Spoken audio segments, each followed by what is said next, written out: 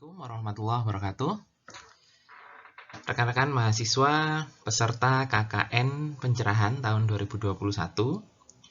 Ini adalah sesi pembekalan, jadi materi-materi umum tentang kegiatan atau pelaksanaan KKN nanti yang akan ada di lapangan. Tema kita KKN pada tahun ini adalah membangun masyarakat mandiri melalui pengabdian berbasis sosiokultural dan teknologi. Kita langsung aja ke konsep KKN Pencerahan. Jadi berbeda dengan KKN tahun kemarin yang dalam benar-benar masa pandemi yang grafiknya itu meningkat. Nah, sekarang KKN-nya mulai bergeser ke KKN Pencerahan lagi. Jadi masih tetap di klaster desa masing-masing, cuma diperbolehkan berkelompok dengan menjaga protokol kesehatan. Jadi transisi KKN tangguh ke KKN Pencerahan. Modelnya adalah pendampingan desa atau lingkungan. Kemudian ada klasterisasi kelompok berdasarkan domisili mahasiswa. Oleh karena itu, kemarin kita ada form pendataan domisili mahasiswa, sehingga pengelompokannya itu berdasarkan domisili mahasiswa.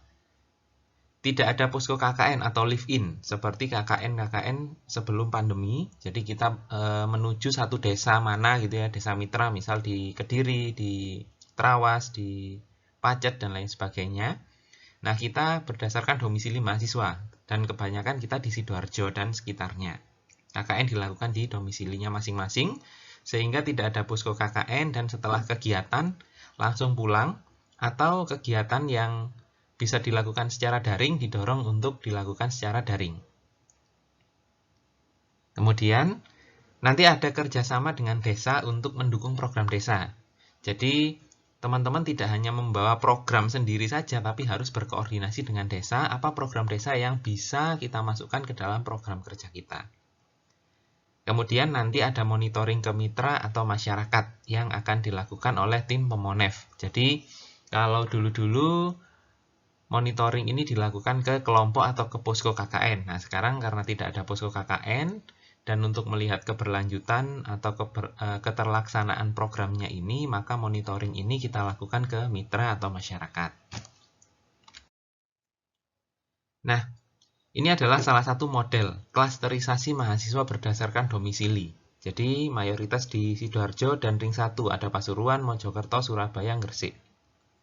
Dan kita sudah membuat klaster ini sehingga nanti pengelompokannya itu memang dirasa yang dekat dengan teman-temannya masing-masing. Nah, untuk ruang lingkup KKN Pencerahan ini, kelompok KKN ini nanti tidak hanya bekerja sendiri, tapi menggandeng kelompok masyarakat seperti Karang Taruna, ada ibu-ibu PKK, dan lain sebagainya. Ada kelompok pecinta lingkungan, misal pencinta kebersihan, atau kelompok pengelola sampah, itu bisa masuk ke sana. Kemudian juga harus berkoordinasi dengan pemerintah desa, ranting, dan amal usaha Muhammadiyah yang ada di lingkungannya masing-masing, di desanya masing-masing. Untuk timeline kegiatan KKN, jadi setelah pembekalan ini nanti, teman-teman mulai besok itu sudah mulai bisa melakukan survei desa sampai tanggal 19 Februari. Apa saja kegiatan survei desa nanti akan kita jelaskan. Kemudian tanggal 20 Februari itu pengumpulan proposal, batas pengumpulan proposal KKN yang mencakup program kerja dan lain sebagainya. Kemudian pelaksanaan KKN tanggal 22 Februari sampai 1 April. Kemudian ada Monef. Monef ini nanti akan dilakukan sekitar minggu ketiga sampai 4 Maret.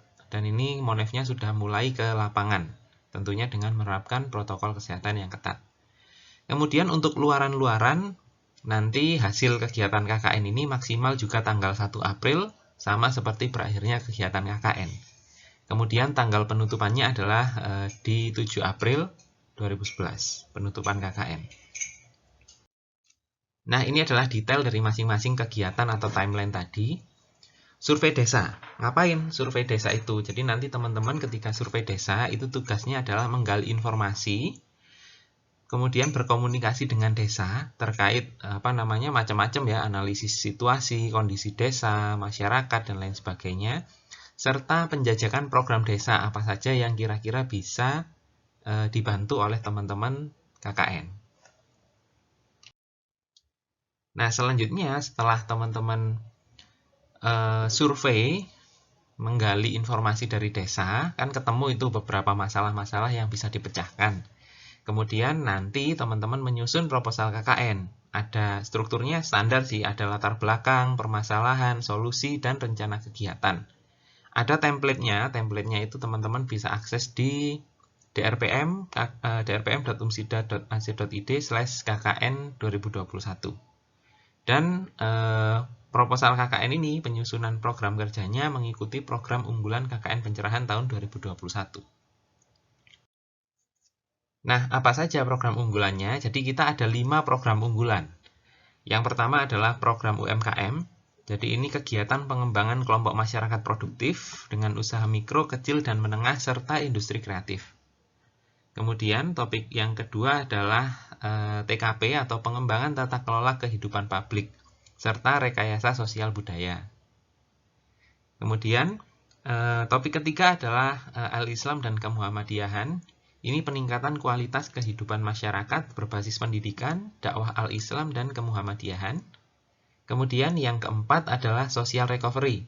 Yakni kegiatannya adalah semacam mitigasi kebencanaan, adaptasi perubahan iklim, ketangguhan, dan pemulihan sosial. Kemudian yang terakhir ada teknologi tepat guna atau rekayasa. Kegiatannya adalah pengembangan potensi kelompok masyarakat berbasis inovasi kesehatan, literasi, sains, dan teknologi tepat guna atau model rekayasa sosial. Nah, masing-masing program itu tadi ada 5 program unggulan. Nanti teman-teman minimal itu harus memiliki 1 program unggulan dengan berbagai kegiatan ya. Jadi 1 program unggulan itu bisa di breakdown jadi berbagai kegiatan. Kemudian ada 1 program kerja desa. Jadi ada program kerja desa yang kita masukkan ke dalam proposal kita untuk diselesaikan. Tentunya nanti berkomunikasi dengan pihak desa, bagaimana caranya kita komunikasi. Program kerja desa yang bisa kita bantu tentunya bukan program kerja fisik seperti bangun gedung, bangun gapuro, itu sudah nggak zaman. Program kerja desa seperti pemberdayaan masyarakat, memberikan seminar, pelatihan, itu yang masih diperbolehkan atau yang masih bisa kita handle.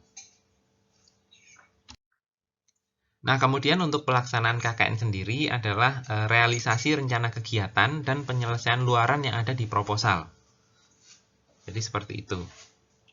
Dan untuk pelaksanaan KKN-nya sendiri didorong untuk masih tetap daring karena aturan dari kampus seperti itu. Namun yang tidak bisa dilaksanakan secara daring boleh dilakukan secara luring atau secara offline. Namun tetap menerapkan protokol kesehatan yang ketat. Karena kita masih, meskipun grafiknya COVID ini ada penurunan ya dalam seminggu terakhir, tapi kita harus tetap menjaga protokol kesehatan agar jumlah penambahan kasus baru ini di bawah 100 atau bahkan kalau bisa 0. Kita harus menjaga protokol kesehatan 5M sekarang. Nah, kemudian ada Monef KKN. Jadi Monef KKN ini nanti dilakukan oleh DPL untuk bimbingan dan nanti ada dari panitia eksternal untuk melakukan tinjauan mitra dan realisasi program sudah sejauh mana. Jadi nanti akan teman-teman akan dimonitoring dan dievaluasi di tahap ini. Nah, kemudian luaran KKN. Jadi luaran KKN ini saya harapkan bisa dikerjakan saat kegiatan KKN berlangsung, bukan setelahnya. Karena tahun-tahun kemarin kakak kelas itu atau kakak tingkat Anda itu banyak sekali yang mengerjakannya itu fokus ketika masa KKN, itu fokus dengan kegiatan KKN-nya. Jadi fokus dari kegiatan KKN-nya sehingga luarannya ini nggak dicandak sama sekali. Nah, oleh karena itu, karena deadline-nya ini sangat-sangat mepet gitu ya, harap dikerjakan saat kegiatan KKN berlangsung. Nah, luaran KKN-nya apa saja? Jadi ada banyak sekali luaran. buku KKN, jadi hasil kegiatannya nanti dibentuk buku. Kemudian ada ISBN atau HKI. Jadi ISBN ini tentunya wajib ya kalau buku sudah jadi. Kalau HKI ini nanti opsional bagi teman-teman yang punya NPWP. Ini merupakan salah satu prestasi juga punya HKI. Tapi bagi yang nggak punya, sifatnya nggak wajib. Oke, kemudian ada artikel media massa, minimal 2 artikel per kelompok. Jadi publikasi media massa gitu ya. Jadi menulis artikel di media online maupun media cetak. Kemudian ada video dokumentasi.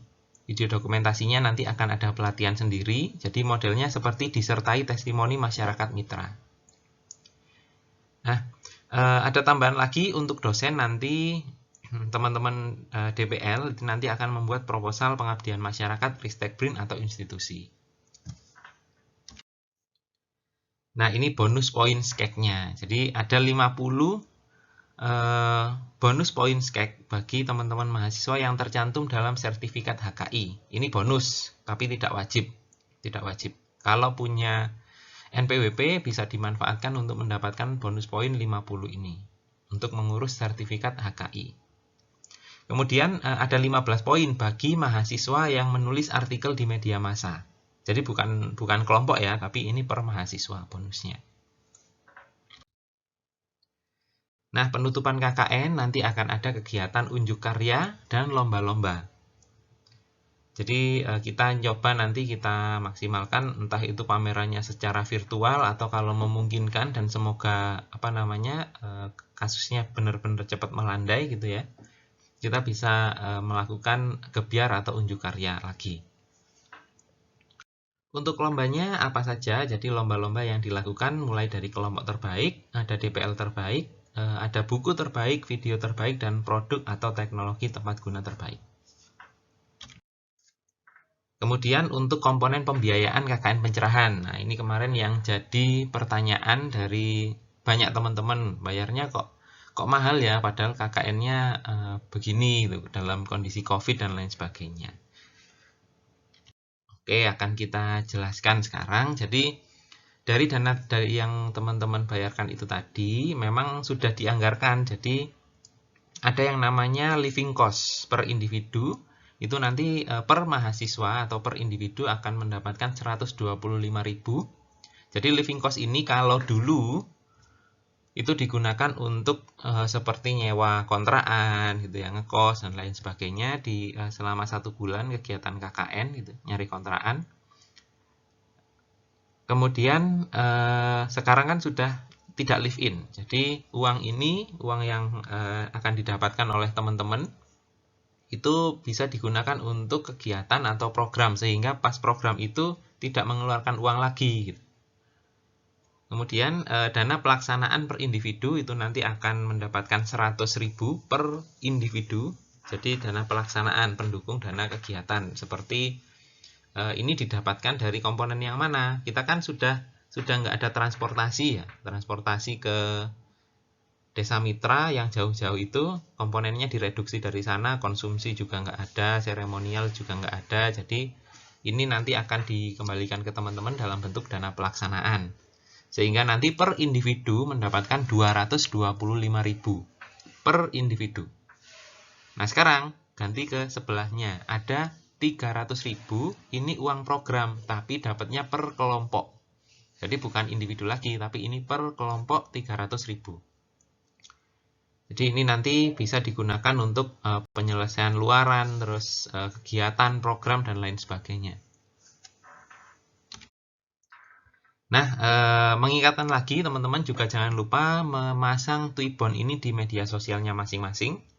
Jadi sebagai publikasi Umsida biar lebih tenar dan lebih keren gitu ya, lebih terkenal di masyarakat. Untuk informasi detailnya, teman-teman bisa mengakses di drpm.umsida.ac.id/kkn-2021.